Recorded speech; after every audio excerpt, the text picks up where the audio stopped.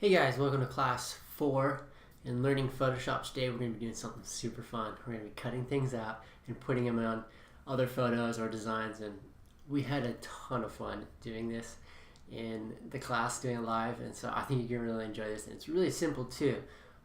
So right now I've got a photo of this whale open here, and I've got this photo of New York here that I just pulled down from the internet, and we're going to cut this whale out and we're going to make him fly over New York, and it's really simple.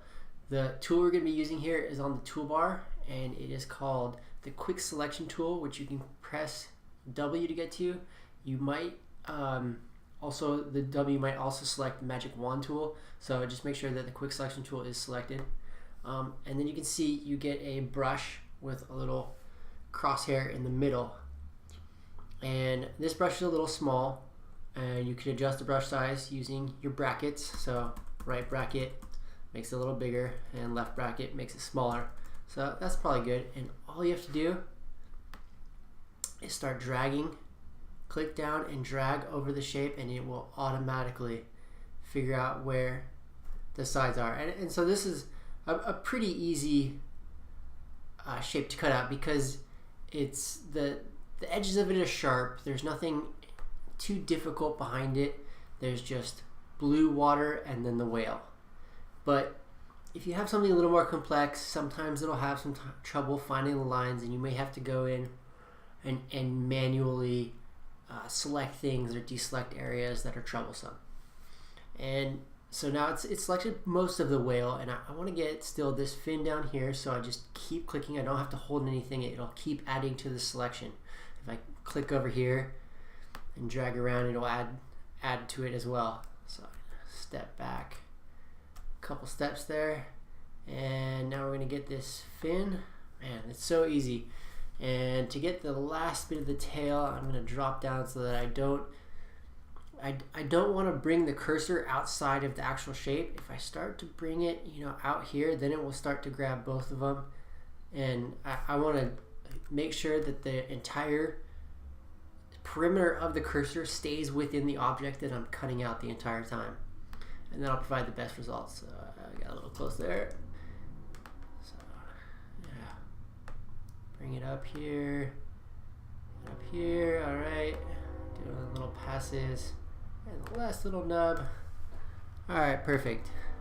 So I see there's like a little area here not caught, maybe this little bump down here, and this one right here. Now let me zoom in. It's Command plus and Command minus bring you forward and zoomed in, zoomed out. So this bump, say if the quick selection tool is having trouble actually selecting this area, what I could do is switch over to the one right above it. It's the lasso tool. You can press L getting there, and whoops. And with the lasso tool, you do have to press Shift to add to your selection. And I would just trace around this selection, and wherever I finish the lasso tool, the beginning and the end points, it will automatically draw a straight line. So because my end point is, and the straight line from the beginning point to the end point is inside of where I want to select, it will select this whole area. So let me give you an example. So if I drew this U here and then I stopped, see, it'll draw that straight line between there. So the lasso tool is really nice for kind of cleaning up anything if there's any big areas that you wanted to get or you were having trouble. One more thing with the quick selection tool. Oops.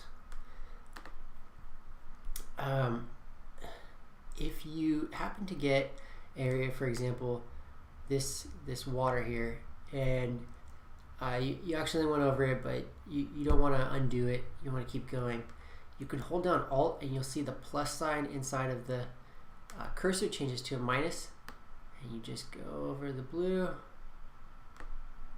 You might have to touch it again, hit it out here, and it'll clean it up. So there you go.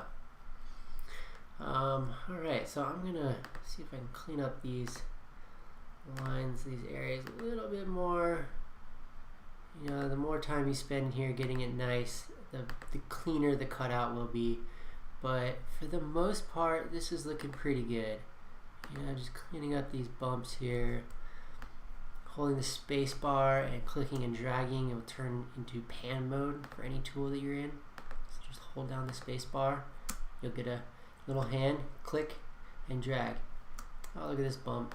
Maybe two. And yeah, I think we're looking good. So you've got it selected. Now, remember last class we did masking. We could just hit mask right now, but man, look how jagged and gross those lines look. And down here in the fin, you get this big outline. So that's not going to look good. So step back. What we want to go and do is hit select and go to refine edge. And that'll give us a preview of what we're cutting out. And you can see it looks exactly the same as when I just applied the mask a second ago. But now we can start to edit how this the cutout will look. So you can smooth the edge, which will take away any hard kind of bumps or little cracks or sharp corners in the cutout. So you can already see that was looking great. I'm gonna increase the feathering. Will kind of increase the gradient from the sides. Contrast will kind of tighten up the edge. So I'm going to tighten this up a little bit, and then shift edge. You can shift it outside of your selection or into your selection. So I'm going to shift it in a little bit so I can get rid of this. Still, there's some blue haloing around the fin there, and I want to get rid of that. So I'm going to go down 10%, 20%, 40. Okay, let me see if increase the contrast, and basically you just want to play around with these settings until you get what you're after. That's too much. I'll leave that at 10. I guess I'm going to go down a little bit more. Alright, so that's looking pretty good. You know what? That's not looking great. You can see the tail. Still a lot of that. So I'm going to leave that at 30 and a little bit of haloing, but I think we'll be alright. Alright, hit OK. And you'll still see this. If we go back to Refine Edge and select Refine Edge, there is an option down here, the output to a selection. You can do a layer mask automatically. If you do the selection and you're like, oh, nothing happened, if you do apply the layer mask, it will look like this. It retains the information that you put through these settings. If you just go to layer mask, it'll automatically make it a new layer with a layer mask, new document, so you know whatever you're looking for. So I'll just do a layer mask. There we go. So now we have our cutout humpback whale, and all I need to do is click and drag him up into the other document and place him. Alright, that looks cool. So I'm going to create a smart object. I like to do this for any masks or objects that are cut out. Kind of contains all the information into one file, into one layer, excuse me. So the smart object's going to be almost like having another file within your file that you're working with. So you just go to layer, smart objects, and convert to smart object. I have mine set to Command K. I do not believe that there's an actual shortcut in Photoshop, so if you would like to have a shortcut, you'd have to create your own for this. I use it a lot, and you can see now it doesn't look like a mask anymore. With the whale, we have just like a cutout whale. And the great thing about this is we can go into this and we can edit this. You see now we have a brand new file and it's got all this information, and we can add more layers to this. So let's say I want to, so this guy's really blue, and you know it just doesn't fit. If we go back to this one, the blue just doesn't fit with this outdoor scene. So I want to adjust this. I'm going to add what's called an adjustment layer, and it's this middle button down here, and there's all these options, but right now I'm just going to add a looking for it, color balance, excuse me. So so I'm going to bring down the blue a bit and bring up the red. So that looks better. Maybe in the shadows I'll bring down the blue a little bit too. There we go. Definitely looking closer. A little less green. Great. Okay, so that's fine for now. So all you have to do is hit save, Command S, and when you go back to the document, look, all the changes have been reflected. Now if we made changes and didn't save them, like let's say we got rid of or we hid this layer, so he's back to blue. If we go here, you still see the last save step, and if you close this, all your changes will be lost, and you'll still have the smart object here, but you won't have the changes you made. So it doesn't actually create another file. It's contained within this single PSD file. So it's kind of like compartmentalizing certain bits of work, because I want this just to be like a whale layer. I don't want to have to see the adjustments and the layer mask. Once I get the layer mask right, I just want to have just the whale. So I'm going to actually name this whale, double click on the name and type in whale. Alright, and now I can adjust him, Command T, put him up and floating above everybody. And that's pretty much it.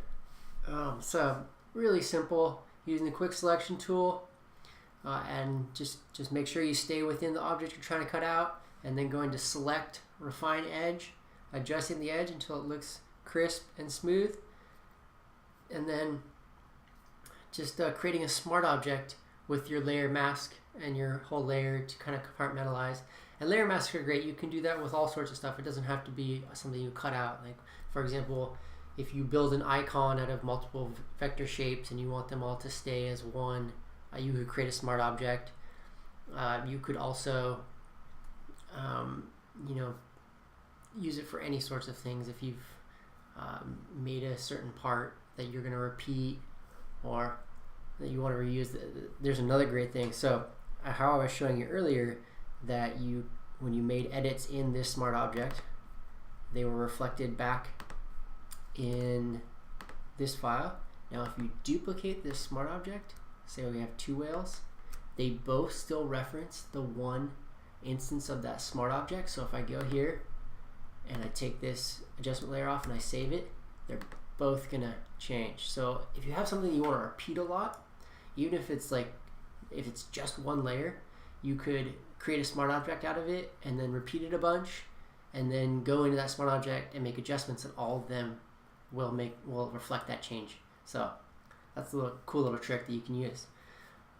So yeah, that's pretty much it. I think we didn't really talk about too many shortcuts. We did brush over or touch on, that's a bad pun, touch on adjusting the brush size of the quick selection tool using the brackets right and left. And if you want to deselect an area, so let me select this sky in this background. There we go. So I've gotten this building, hold Alt, go over the building. There we go. Great. So that's pretty much cutting things out and pasting them in, and you can do a lot of fun stuff. So yeah, enjoy. And the project is just to make a photo collage. We cut out some fun stuff. We did this class around Martin Luther King Day, and we cut out Martin Luther King, and we put him on the moon like he was a tour guide. It was great. We had a lot of fun. It was a really cool project. So I think you're going to enjoy this, and it's really simple to get a great result. So until next time, bye.